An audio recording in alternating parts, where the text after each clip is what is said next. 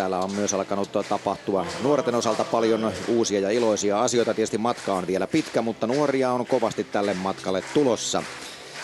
Matkalla, joka tällä hetkellä on tietysti Jussi Heikkilän hallinnoima matka. Tässä on 19-vuotias Miikka Laiho Raision Kuula. Alkuerissä 54 ja 10 juoksi siis alkuerissä oman ennätyksensä.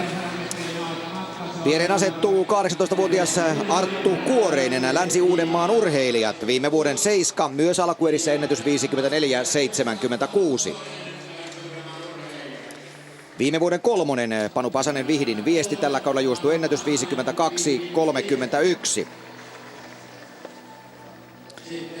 Sitten 20-vuotias Petteri Monni, Jyväskylän kenttäurheilijat, myös tällä kaudella juostu ennätys 52-68. Ja sitten viime vuoden Suomen mestari Jussi Heikkilä Viipurin urheilijat. Tällä kaudella 50-60. Oli täällä jo mukana nelosella, sijoittui neljänneksi. Oli mukana Barcelonassa alkueräjuoksussa. Vähän takkuista on tällä kaudella ollut ja syynä varmaan se, että Eurooppa-cupissa hän loukkaantui Bergenissä ja niinpä tuloskunto ei ole sieltä putkahtanut vielä esiin. On juossut parhaimmillaan 300 päähän Ari-Pekka Latun Suomen ennätyksestä. Matti Röppänen Kuopion NMKY, tällä kaudella juostui ennätys 53-84. Sen hän juoksi alkuerissä, oli mukana myöskin nelosella, sijoittui kuudenneksi. Gustav Glingstedt Helsingfors IFK, viime vuoden nelonen. Tämän kauden tilastoaikaa 53-95.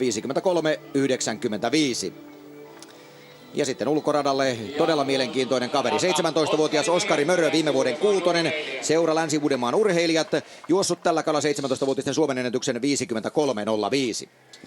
Joo, Heikkilän loukkaantuminen Bergenissä oli kyllä todella sääli, sillä Euroopan mestaruuskisoissa mentiin finaaliin päälle 50 sekunnin ajoilla, ja kun huomioidaan, että Jussi aloitti kauden 50-60 ajalla, niin sitäkin taustaa vasten toi kaatuminen siellä verryttelyssä maksoi kyllä Jussille tällä kaudella aika paljon. Nuoret Pasanen, Monni, varmasti suosikkeja tässä mitaleille, tehneet kumpikin ennätyksen tänä vuonna. Ja sitten niin kuin mainitsit, Oskari Mörö, joka matalataidat 51-90 ja Euroopan olympiapäivien kolmas ja valtavan hyvää kehitystä Atte Pettisen valmennettavalla tällä vuodella. Ja sitten nämä miesten korkeudella olleet taidet 53-05. Saattaa tässä olla jonkinnäköinen yllättäen jopa mitali ajatellen. Ja Suomi saa myöskin 19-vuotisten arvokisoihin, seuraaviin arvokisoihin erinomaisen pitkän viestin joukkueensa. Pitää muistaa, että siellä on alaikäisiä kavereita paljon, mutta nyt katsotaan, miten Jussi Heikkilän juoksu kulkee. Jussi on juossut 50-60, 51-02.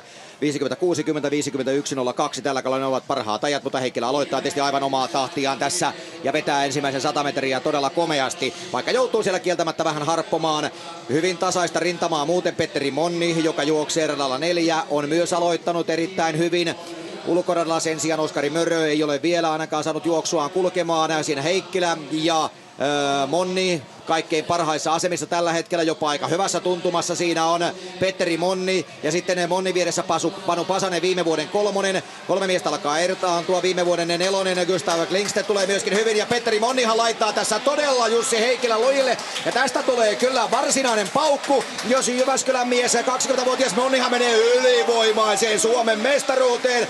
Ja Heikkilä hyötyy aivan täydellisesti 51-26.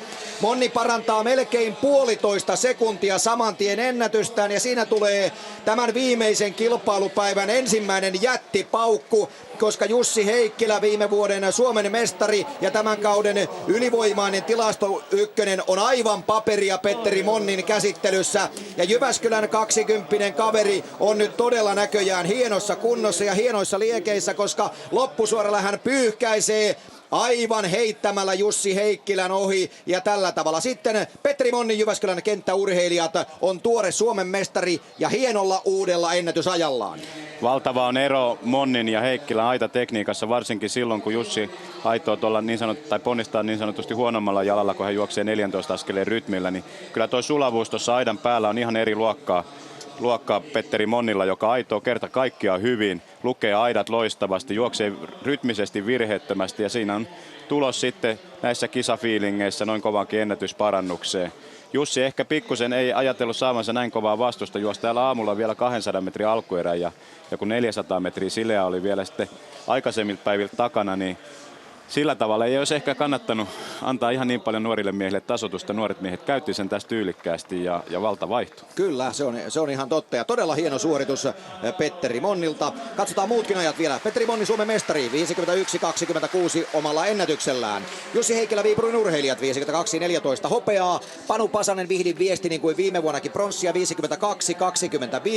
Hän parantaa myös ennätystään. Gustav Glingstedt Helsingfors IFK 52.44 myös parantaa ennätystään. Oskari Mörö Länsi-Uudenmaan urheilijat 52.47 parantaa myös ennätystään ja juoksee 17-vuotisten Suomen ennätyksen, joten tämä oli hieno kansallinen pitkien aitojen kilpailu. Ja Petteri täällä katselee tulosplanssia ja pyörittää päätään. Taisi olla aikamoinen juoksu. Kyllä aika nappiin meni, että pääsin 15, kaikki vikatkin välit ei ole aiemmin päässyt. Juoksu kulki hyvin. Mistä tällainen tulosparannus? Hyvä kysymys. Eilen oli vähän tahmeolosta alkuerissä ja lähi vähän hiljempaa. Nyt lähdin sitten kovempaa ja aika yllätyksenä tuli itsellekin, että noin kovaa pääsi vielä lopussa purista. Suomen mestaruus, minkälainen saavutus tämä sinulle on? No uran paras saavutus tietysti tähän mennessä. Kyllä tuntuu hienolta. Onnittelut. Kiitos. Kolmiloikkakilpailu on edennyt toiselle hyppykierrokselle. Aleksi Tammentie avasi 15.34 ja sillä kaksien edellisten